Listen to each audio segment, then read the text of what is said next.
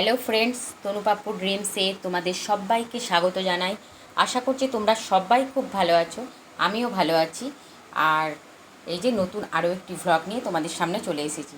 আজকে ঘুম থেকে উঠতে কিন্তু ভীষণ একটু বেলা হয়ে গেছে, সকাল সকাল উঠতে পারিনি। এদিকে ছেলেও উঠে গেছে, ওকে নিয়েই আমার কাজকর্ম শুরু হয়েছে। এদিকে মেয়েকে বললাম তুই একটু টিফিনটা করে নে, আমি ওদিকে রান্নাবান্নার কাজগুলো গোছাতে থাকি। বেলা হয়ে গেলে কোন দিকটা ছেড়ে কোন দিকটা করব খুঁজে পাই না, খুব নাজেহাল অবস্থা হয়ে যায়। আর এইদিকে তার তো দুষ্টমি রয়েছে। তো যাই হোক, এদিক ওদিক করে রান্নার দিকটা খানিকটা গুছিয়ে নিয়েছিলাম, মেয়ে ওদিকে টিফিনটা করে নিয়েছিল।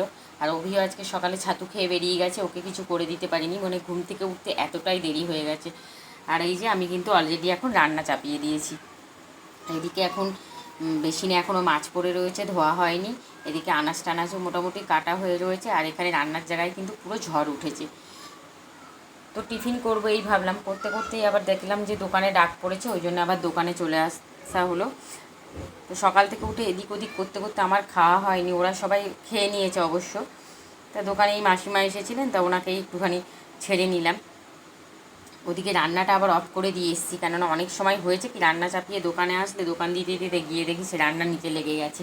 তাই জন্য এখন কি করি, যে দোকানে কোনো কাস্টমার আসলে রান্নাটা অফ করে দিয়ে এসে তারপরে এদিকটাই দিতে আসি, তাহলে আর অসুবিধা হয় না। তো যাই হোক, ওনাকে একটু ছেড়ে নিলাম। উনি এবার কি একটা বুঝতে পারছিলেন না, ওটাই আমার সাথে কথা বলছিলেন। তো ওনার সাথে কথা টথা বলে আমি আবার ঘরে চলে আসলাম।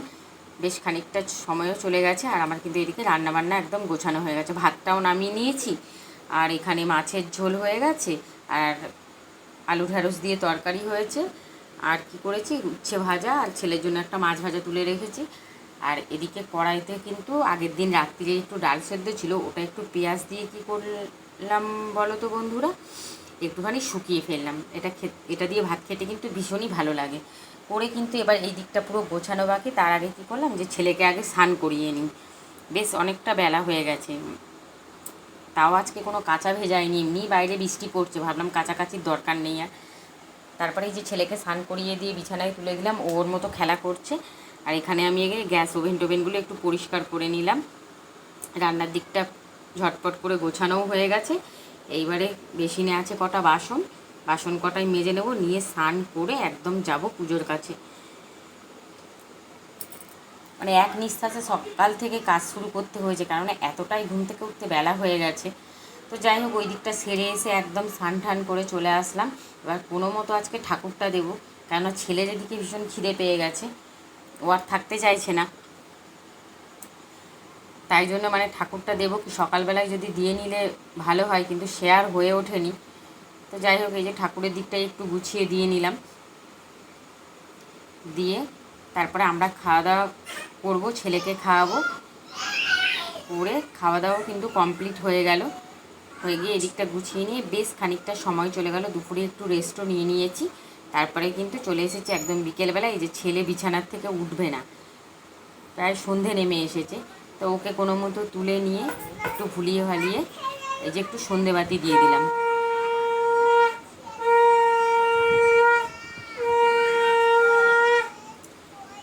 তো সন্ধে দিয়ে নিয়ে মেয়ে ওদিকে এরপর পড়তে চলে যায়।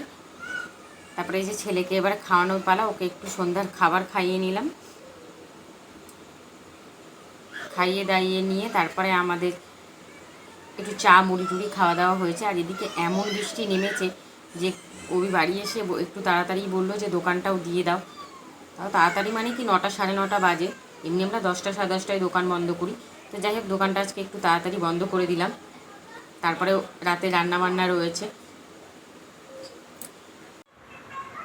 তো বন্ধুরা, এখনও আমি খাচ্ছি মানে খাওয়া কমপ্লিট হয়ে গেছে। আর ঘড়িতে কটা বাজে বলো তো, চলো তোমাদের একটু ঘড়িটা দেখিয়ে নিই।